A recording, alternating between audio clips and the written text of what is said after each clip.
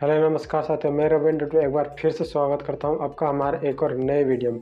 साथियों, आज हम इस वीडियो में एक कहानी के माध्यम से यह समझेंगे कि कैसे हम जो चीज़ दूसरों को देते हैं वो हमारे पास पुनः कैसे लौटती है। तो साथियों, वीडियो में शुरू से लेकर अंत तक बने रहिए। साथियों, एक गाँव था जिसमें एक भिक्षुक साधु रहता था और वह भिक्षुक साधु रोज उस गाँव में भिक्षा मांगने के लिए जाता था और वहाँ से भिक्षा मांग करके लाता था और ऐसा करके अपना पेट भर लेता था। लेकिन साथियों, उसी गांव में एक दानचंद नाम का आदमी भी रहता था। साथियों, उस आदमी का नाम तो दानचंद था, लेकिन वह जो एक नंबर का कंजूस आदमी था। साथियों, जब वह भिक्षुक साधु उस दानचंद के घर भिक्षा मांगने के लिए जाता था, तब वह दानचंद उस साधु को भिक्षा नहीं देता था और बोलता था कि तुझे लाज शर्म है कि नहीं, तेरे इतने चाहत पे रहे, तू कुछ कमा करके खा, मेहनत करके खा। ऐसा करके उससे 2-4 बातें सुनाता था, गाली देता था। और जो उस साधु का भिक्षा मांगने का जो साधन था, जिसे हम कटोरा कह सकते हैं, उसमें वह गोबर डाल देता था। और वह साधु की भी मजबूरी थी, तो साधु उसे उस दानचंद को कुछ नहीं बोलता था। वो वहाँ से चला जाता था। जो गांव वाले दूसरे भोजन बनाने का जो भी सामग्री देते थे, उसका खाना पका करके खा लेता था। ऐसा करके अपना पेट भर लेता था। फिर दूसरे दिन वही भिक्षुक साधु उसी गांव में भिक्षा मांगने के लिए आता था। सभी गांव वाले उसे कुछ दाल चावल अनाज देते हैं और जब वह भिक्षुक साधु उस दानचंद के घर ही आता था, तब दानचंद ने भी दूसरे दिन सेम प्रोसेस अपनाया। उस भिक्षुक साधु को 2-4 बातें सुनाई और उसके जो भिक्षा मांगने का जो कटोरा होता है, उसमें वो गोबर के उबले डाल देता है वो। फिर वह भिक्षुक साधु वहाँ से चला जाता है, फिर खाना पका करके खा लेता है और जो गोबर के उबले होते हैं उसे वो साइड में ढेर लगा देता है।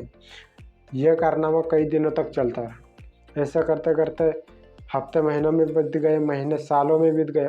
लेकिन एक समय ऐसा आया जब उस दानचंद ने और उस भिक्षुक साधु ने अपनी जीवन यात्रा पूर्ण कर ली।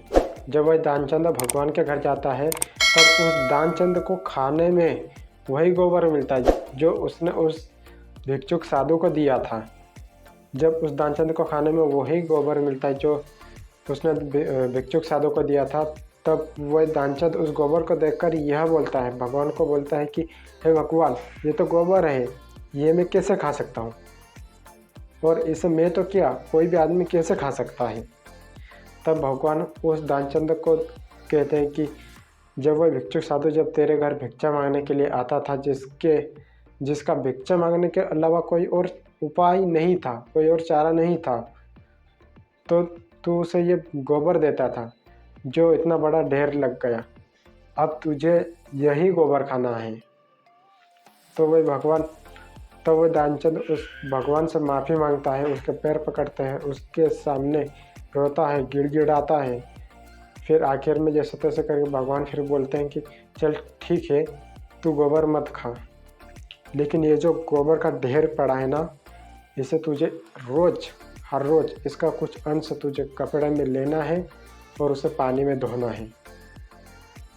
फिर दानचंद यही काम करता है, रोज़ गोबर का कुछ अंश उस कपड़े में लेता, पानी में धोता। दूसरा दिन भी सेम प्रोसेस। ऐसे करते करते उस पूरे गोबर के ढेर को धोने में 1 साल लग गया। लेकिन आखिर में कुछ उस कपड़े में जो भूस और घास के जो तिनके बचे थे, फिर भगवान कहता है कि ये तो तुझे खाना ही पड़ेगा। साथ ही यह कहानी हमें यह बात सिखाती है कि हम जब भी दूसरे को कोई चीज़ दे या कोई भी बात बोले, तब हमें सोच समझ करके ही बोलना है या फिर उसे वही चीज़ देना चाहिए, क्योंकि हमारे पास में वही लौट करके आता है जो हम दूसरों को देते। आशा करता हूँ साथियों कि आपको वीडियो अच्छा लगा होगा। वीडियो का कौन सा पार्ट आपको बेस्ट लगा, नीचे कमेंट सेक्शन में लिख करके ज़रूर बताइए और वीडियो को लाइक करके उत्साह ज़रूर बढ़ाइए। और ऐसा ही अमेजिंग और इंटरेस्टिंग वीडियोस के लिए हमारे चैनल को सब्सक्राइब जरूर कर दें और बेल आइकन को भी दबा दें, ताकि आने वाली कोई भी वीडियो आपसे मिस ना हो। मिलते हैं अगली वीडियो में।